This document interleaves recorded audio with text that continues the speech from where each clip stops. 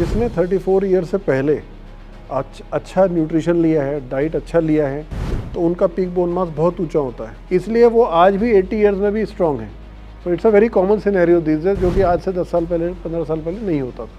Bone weakness की problem मुझे लगता है कि एक टाइम पे हम सुनते थे बहुत एल्डरली एज में आना शुरू, जब बूढ़े होते हैं, शरीर बूढ़ा होने लगता है, तब हड्डियों से आवाज़ें आ रही हैं, दिक्कतें हो रही हैं। लेकिन अब बहुत अर्ली एज में भी हड्डियों की प्रॉब्लम हो रही है, जॉइंट्स पेन हो रहा है, जॉइंट से आवाज़ आ रही है। पीछे सिर्फ सेडेंट्री लाइफस्टाइल है, देयर इज लॉट ऑफ और इश्यूज। बहुत सारे फैक्टर्स हैं, मैं 2-3 चीज़ें बोलूँगा। जैसे आज जो हम फैक्टर 60 साल में देखते थे, जितना जॉइंट उनका ख़राब होता था, आज वही जॉइंट 30-32 साल में भी हम देख रहे हैं। तो उसके पीछे बहुत सारे रीजंस हैं, और ये 1-2 साल में नहीं बना, कई डेकेड्स के जो धीरे धीरे जो लोग 5-5 किलोमीटर डेली चलते थे, आज वो स्कूटर उठाते हैं, बाइक उठाते हैं, गाड़ी उठाते हैं, आसपास मार्केट में भी ड्राइव करके जाते हैं।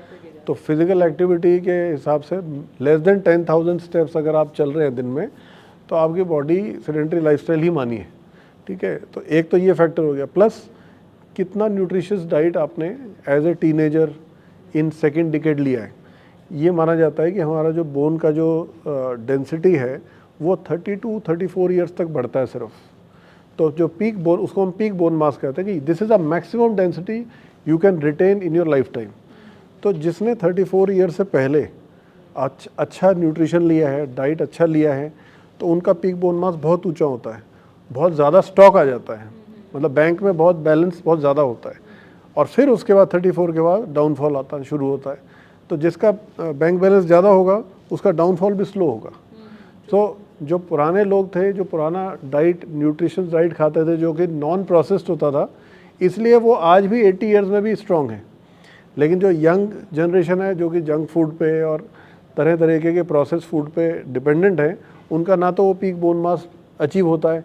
तो जब हड्डी बचाई कम है तो वो ख़राब भी बहुत जल्दी हो जाता है, इसलिए वो 50-55 के बाद आके उनका ओबेसिटी भी बहुत कॉमन हो गया। टीनेज में आप देख लो, सारा आईटी कॉर्पोरेट जहाँ भी आप जाएंगे, वहाँ neck problems, back problem, obesity and the kind of substance abuse, alcohol smoking is so common, not even in boys, just in girls also. तो ये जो सारे फैक्टर्स हैं, कुल मिला के किस तरीके की उनकी डाइट है, कितना मोबिलिटी है, कितना उन्होंने मिल्क और मिल्क प्रोडक्ट्स, आजकल बड़े सारे नए कीटो डाइट और वीगन डाइट और ये सब चीज़ें आ रही हैं।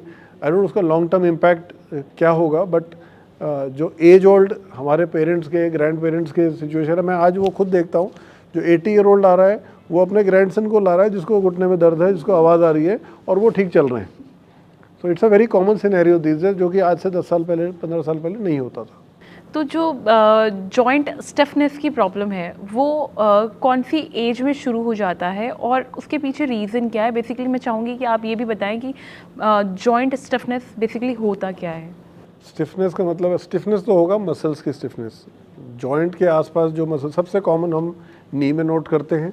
तो नी के आसपास 3 मसल्स होती है, एक हमारी थाई मसल होती है, उसके बैक साइड में हैमस्ट्रिंग्स होती हैं, नीचे काफ मसल्स होती हैं। इन तीनों मसल्स का जब भी कोऑर्डिनेशन गड़बड़ाता है तो क्लिकिंग साउंड आना शुरू हो जाता है और मसल्स टाइट हो जाती हैं।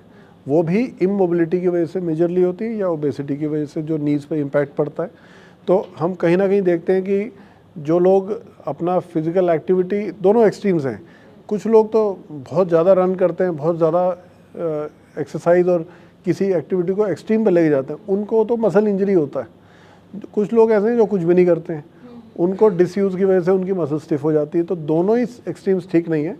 Somewhere we have to know our limits, हमारे बॉडी की लिमिट पता होनी चाहिए, हम कौन सी फिजिकल एक्टिविटी हमारे लिए सूटेबल है। एटलीस्ट अगर आप पूरे हफ्ते में 150 मिनट का फिजिकल एक्टिविटी कर रहे हैं, that is the minimum anybody should do.